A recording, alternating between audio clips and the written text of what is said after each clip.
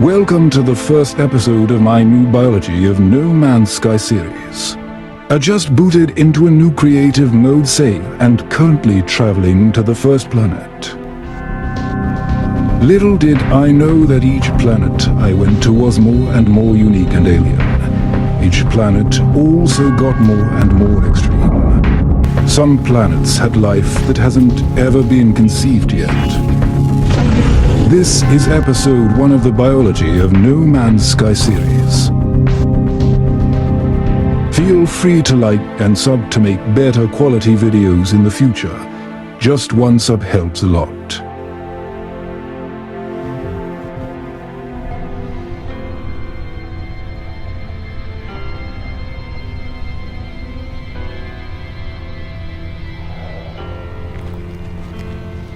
This is Jovillus, a small green radioactive planet. The life here would have to be very resilient to the toxicity. I quickly set off up a hill in search of anything scannable. I first found this odd mineral resembling a plant. I was very confused when I first found it. Swiftly, I began finding more and more minerals and flora. Most of the flora on Jovillus seems to be smooth and colorful. I suppose their internals would be juicy and cactus-like. I began finding flora in the regular, some plump, some skinny, and some very colorful, but I had yet to find any fauna. But after scanning the plants, I found the first life form in the form of an animal.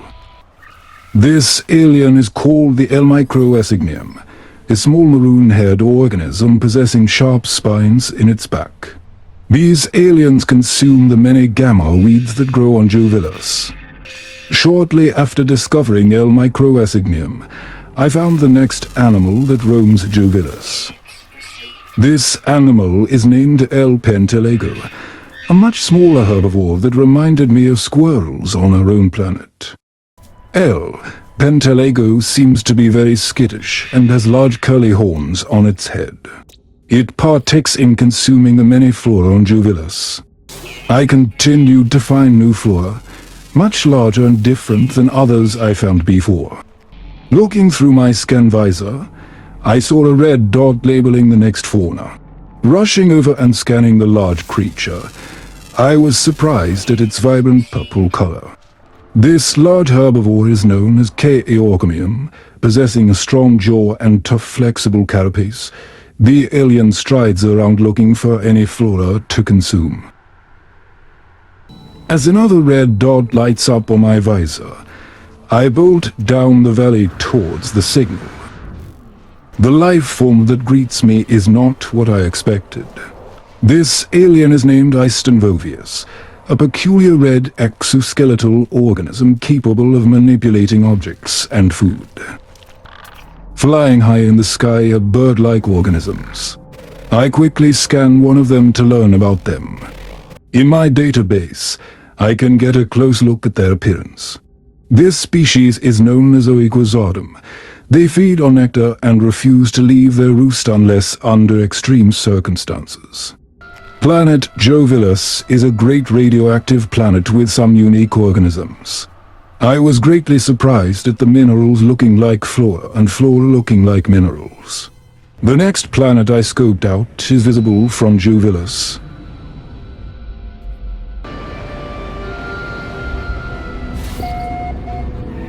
Exiting planet Jovillus, I am notified of the star system I'm in. Tax system, controlled by the Corvax, is the star system planet Jovillus and the rest of the planets are in. Using my pulse engine, I speed towards the milky-ringed wonder of Jovillus's sky. This planet is named Arkelan Sigma. The planet appears to be barren, but don't ever judge a planet from space.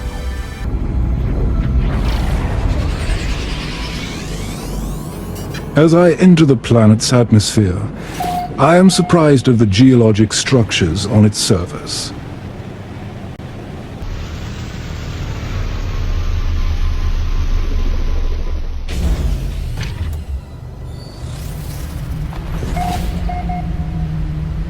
We are officially on Arkelan Sigma. The planet has no planetary fauna and appears to have no flora. I tried scanning the colossal structures, but the structures appear to be unscannable. I dive into the caves trying to find something when I came across this extremophile plant. The plant is called Jovillus. I am surprised any life can exist on this barren world with no air at all. Leaving the cave, I climbed back into my spacecraft to explore a new world. This planet has only one extremophile organism. However, its rings give it atmospheric beauty. The next planet is pulsed to is called Baphor, the bladed planet. This planet looks barren at first, but maybe the flora will load in soon.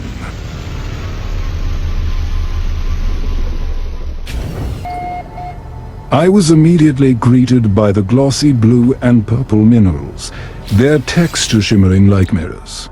Only one fauna is on this planet. This should be quick. The fauna did not take long to arrive. These very odd flying organisms are named Wimero. Their body parts don't even seem connected at first glance. These organisms feed purely off hydrogen crystals for energy. Each individual is much than expected. They weigh at 53.5 kilograms. It doesn't help that these aliens are very prone to swarming. I continued to scan the forested regions of Baphor. Most of the forest is composed of odd minerals. It was this time I realized those monstrous gnats swarm everywhere. I ran back to my ship already having scanned everything. This bladed planet had some unique plants, however had no fauna or flora in total. Planet Jovillus still has not been beat in fauna and flora density.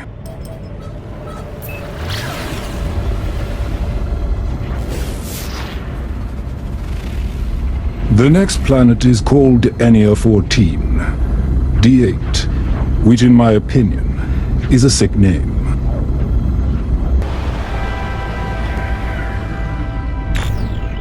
Strange cryptic coordinates were showing up in this region of Anyor 14, D8, so came to them cautiously.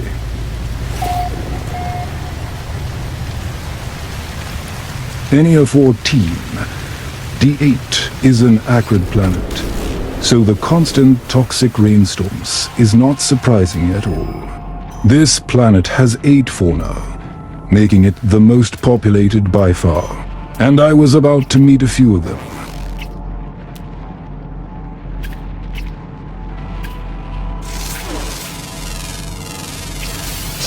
This strange digging life form is called Silverdagus. Its segmented body connected via pinkish-red tendrils is very alien in my opinion. An excellent find. Silverdagus consumes mainly cave marrow while it digs. The next life form is rolling ahead.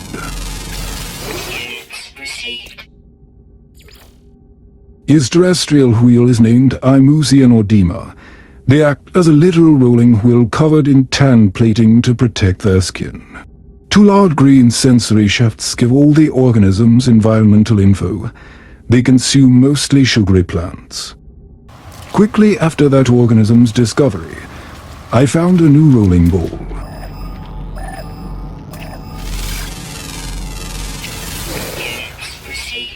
This organism is called Jovillus.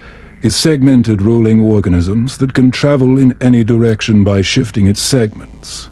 They consume ripe grasses and small-bladed plants in Anyor 14, D8's ecosystem. The 4th life form is being scanned right now. This massive flying alien is named Empatalxabia. They possess telescoping eyes and strong beak-like jaws to eat scraps and dead animals. They are the cleanup crews of Anyor 14, D8. After discovering half the organisms on this planet, I head towards the given courts.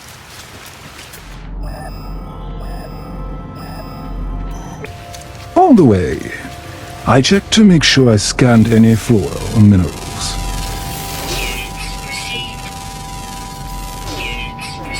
Flora on this planet is very bubbly and tar-like. I reached the chords, but in my way is a fifth animal.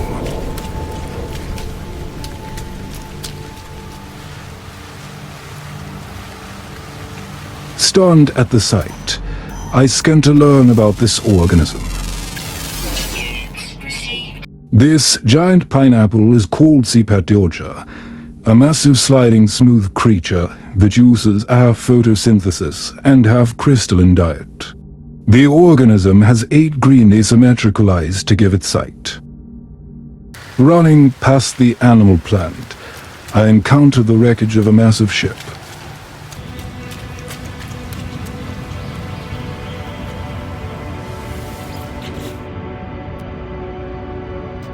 The ship's stats are slightly better than mine, so I add this crashed vessel to my fleet.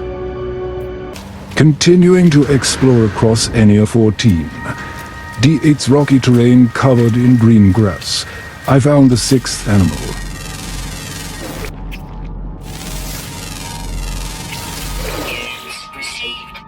This alien organism is called Umumlegium, which is closely related to Cipatioja. This slightly larger blue clone has a specialized digestive system to consume only the universal fungal clusters that grow here. My mission here in Anyor 14, D8, is finished, and I now am heading to the last planet, which I speculate to have liquid water. The last planet is called Baphor, a very cold and icy planet. This planet could have lots of life on it. I entered the atmosphere of Baphor and quickly realized the planet has very hilly terrain. The minerals here remind me of poorly packed snowballs. Very quickly I received lots of signals.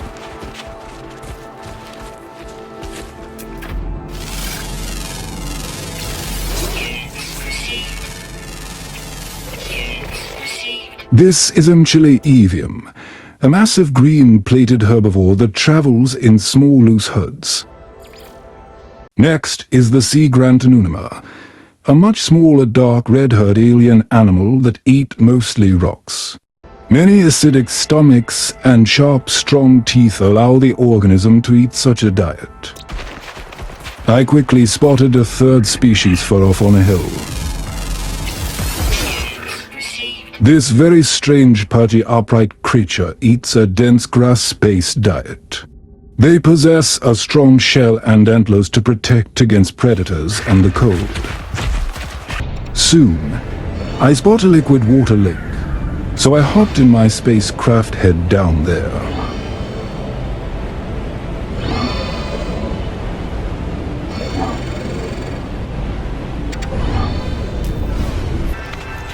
I ran towards the water to see what I would find.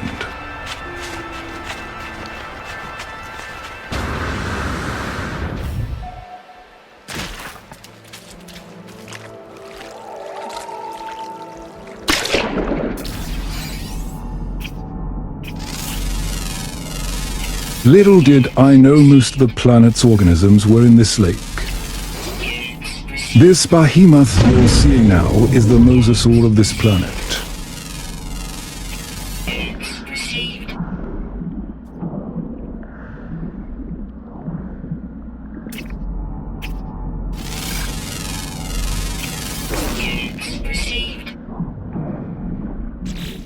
There is a lot of fauna here discovered all at once, so I'll go through them quickly. This slender solo swimmer is named DS oxophatum. They use their jaws to scoop up microscopic organisms in the much warmer water. This is Jovillus, the exoskeletal organism that walks on the bottom of bodies of water on planet Baphor. The scope out microscopic organisms, which creates tension between Jovillus and DS oxophatum. This mighty yellow and red-colored alien is called Bolnera. Bolnera will feed by mostly scavenging, but will hunt smaller organisms if they want to. They are the apex predators of Baphor. This is the pack alien Xenocrodium. They are serpentine in shape and stick together in packs. They are feasted on by older Bolnera. They themselves feed off of microscopic organisms. Lastly, we have X Doomcetus, an inflatable yellow alien with petal limbs. X Doomcetus is frequently feasted on by older Bolnera. I made my way deeper in search for aliens. Bioluminescent aquatic flora and a few packs of Xenocrodium circled above.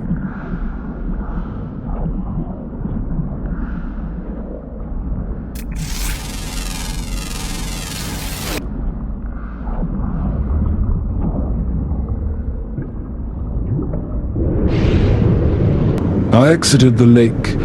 I had discovered all the life on all the planets in this solar system. Like and subscribe for more No Man's Sky biology episodes.